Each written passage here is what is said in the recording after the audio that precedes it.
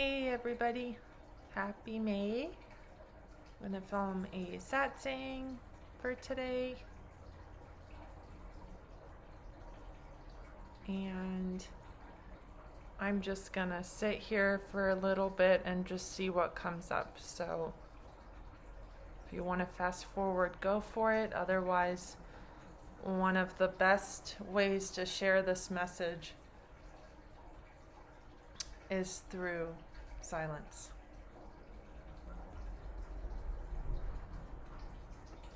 Sitting together in silence.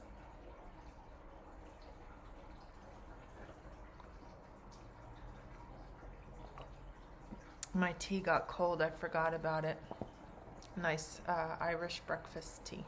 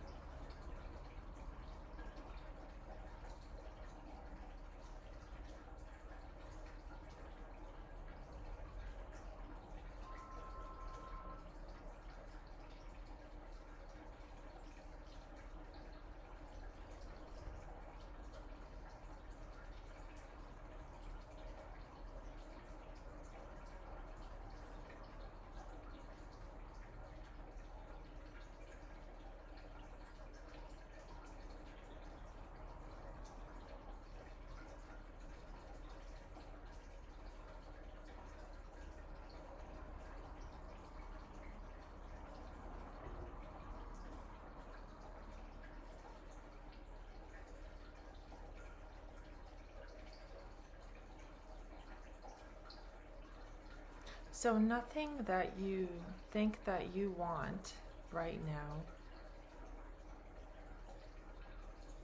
you actually want.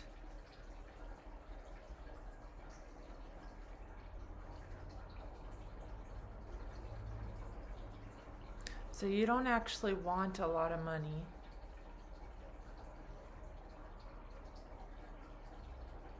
You don't actually want to feel whole or complete.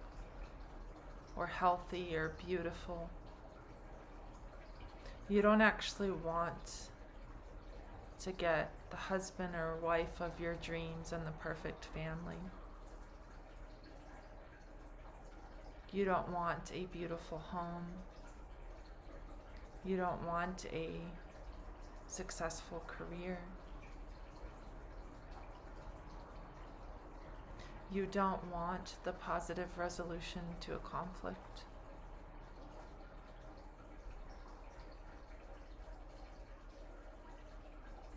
The body may be leaning towards those things in order to experience pleasure. But what is wanted in the deepest core and the deepest essence of why this message is being listened to, what is wanted is what's already had.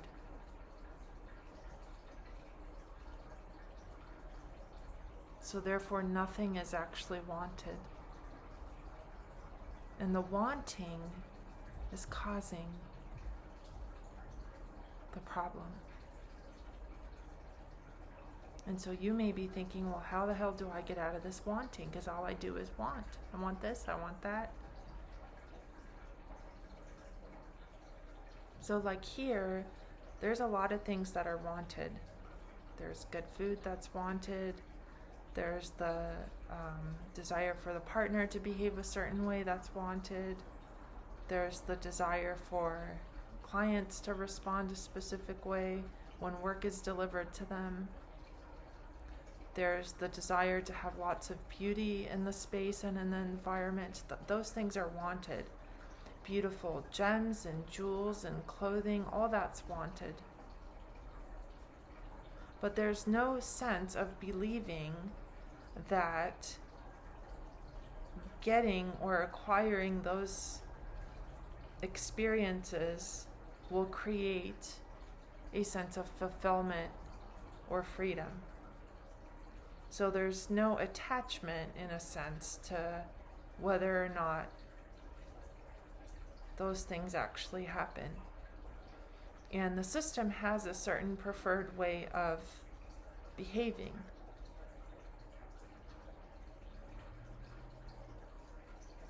So it'll select relationships, jobs, housing situations, food, based on that set of programming.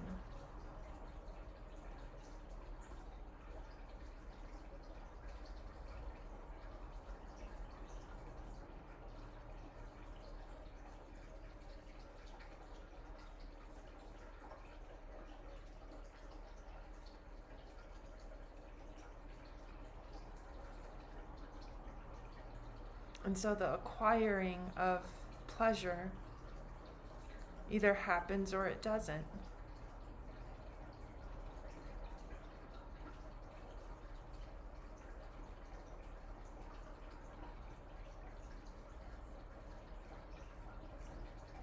If the pleasure if something is wanted that has had a lot invested in it, energetically, and then if that thing doesn't happen, there could be the arising of disappointment, of sadness, of anger. But all of these things are just happening to no one, for no reason, because of no thing.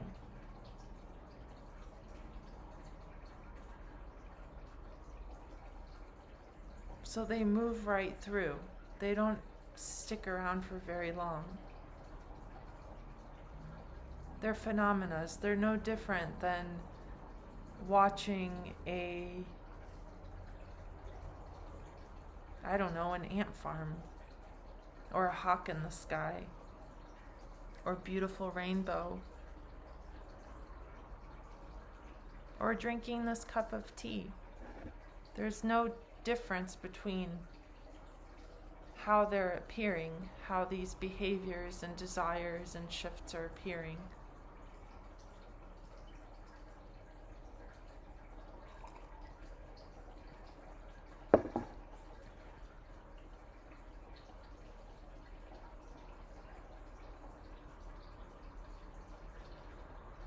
So what's wanted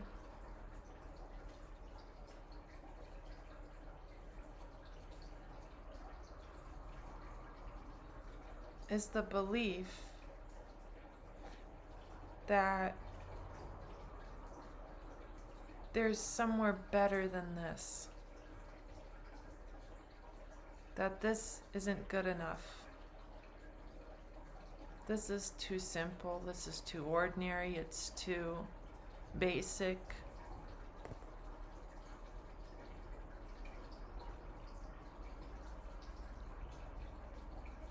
It's full of problems and noise and people not doing things you want them to do.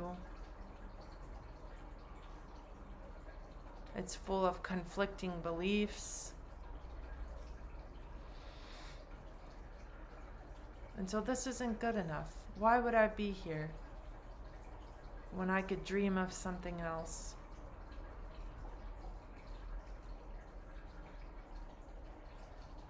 Why would I stay?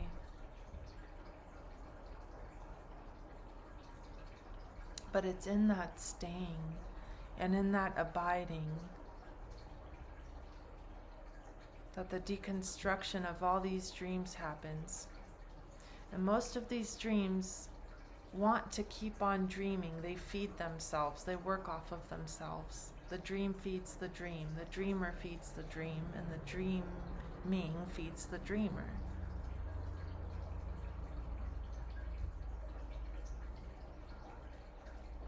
So there's no actual desire for the dreamer to stop its dream, because its whole intention is to keep dreaming.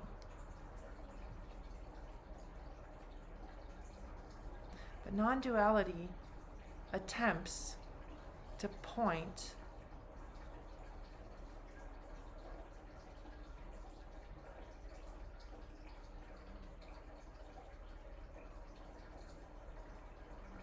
to where that dream is coming from, and that dream is coming from right here. It's originating right now, right here, from this.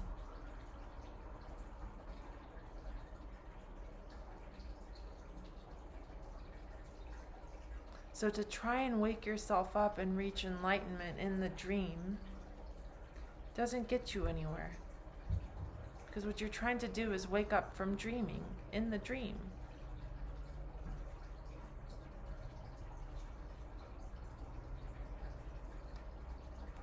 When all attempts at trying to get something from the dream stop or subside, typically what happens is the dreamer's like, oh, hell no, I don't want this.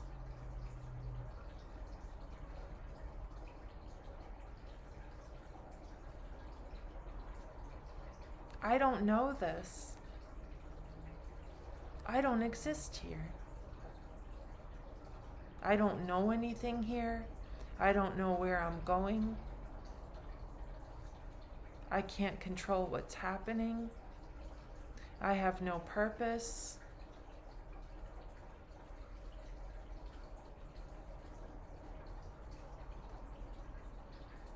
I don't want this. I don't want to be here. I'll just crawl back into that dream and keep dreaming of enlightenment, of liberation, of a better place than this. You see what I'm saying?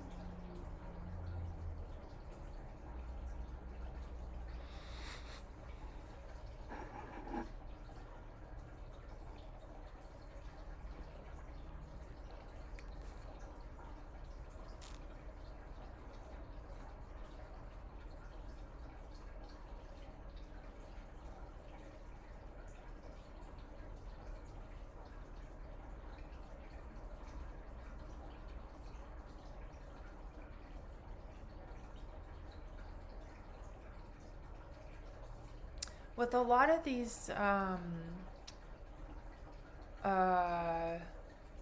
non-dual awakenings, reality as it is experienced, but typically what ends up happening is that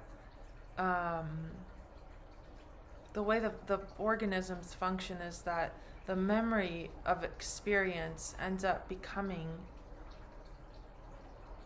or the mind rather takes that, objectifies it, and makes it a new destination that it needs to get back to.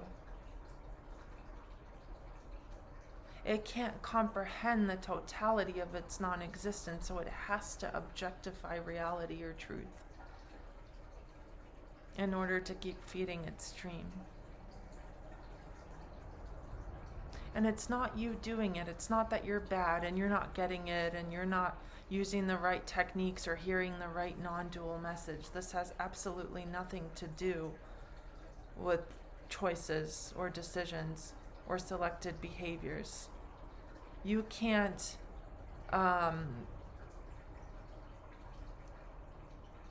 dream yourself into an enlightened dreamer. You will fail every time because reality will continue to crack forward and forth into that dream, bursting the little bubble of illusion every single time. And the cycle's very typical.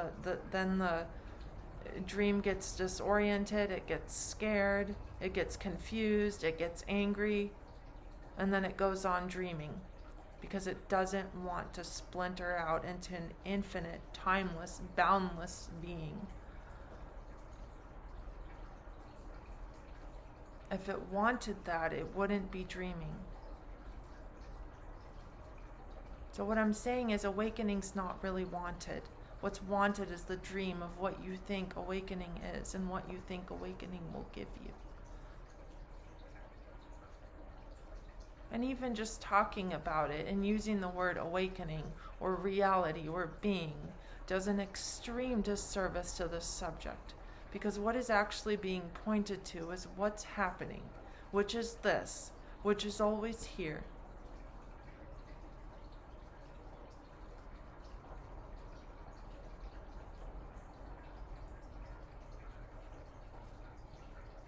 What's being pointed to is what's happening. And yes, a dream may be happening, but what else is happening? A whole lot of shit's happening, isn't it? And then your dream on top of that.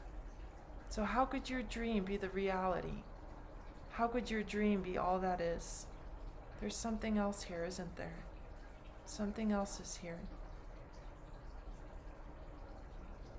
Something that can't be understood, objectified, possessed, figured out, controlled.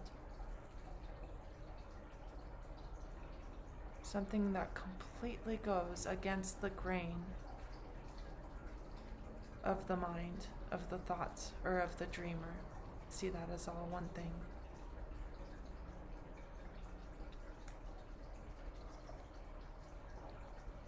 I really like black tea. I've been on coffee for a long time. I don't know how I got into that bad habit. It just happened. And tea is so, I like it a lot better, I think. It's just cleaner. Or right now I like it better because I know I'm going to wake up tomorrow and do the coffee.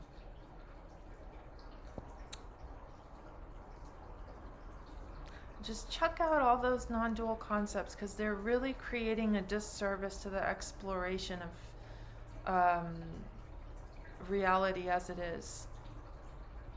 For you, don't look at my reality. What's reality for you? What is reality doing in your life? What are the day-to-day conversations, experiences, habits,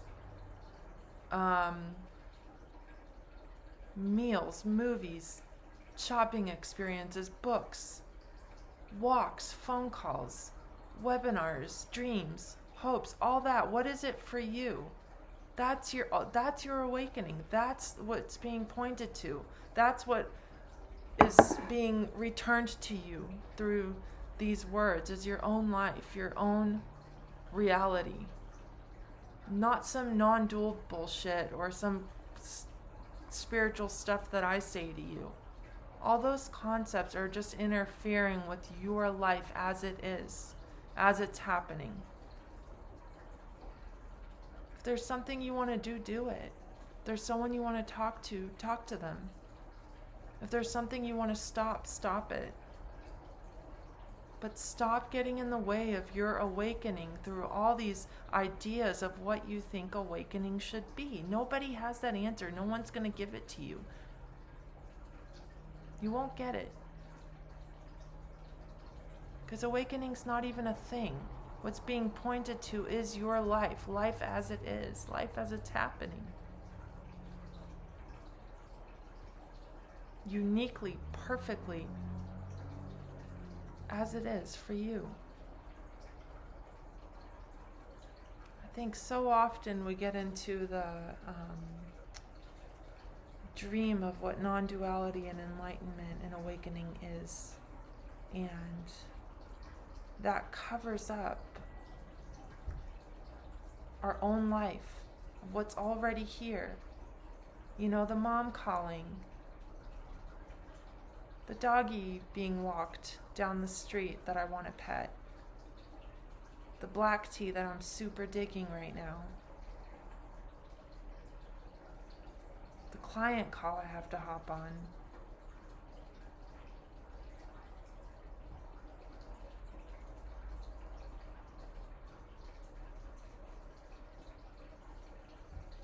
the attempts to forgive people, to love people, to be kind to people, or the extreme rage at others for not being how they should be. I mean, all of it's holy. It's holy ground. It's holy ground. I don't want this to come across as like a preaching video, but I think it's worth noting that the mind does a really, really good job hijacking non-duality, hijacking enlightenment, and placing it in the perfect little place in the dream where it can keep its dream alive. And so what's being pointed to here is what's happening. And what's happening is actually your awakening, not non-duality. Not satsang.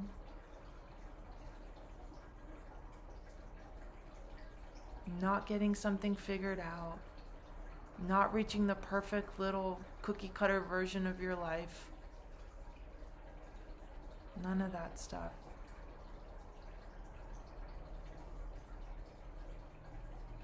Just do what you gotta do in your life, and all will be as it should be, because that's how it already is. Okay. So, happy weekend. Have a great weekend, and happy Mother's Day to all of the mothers out there. And I'll see you soon.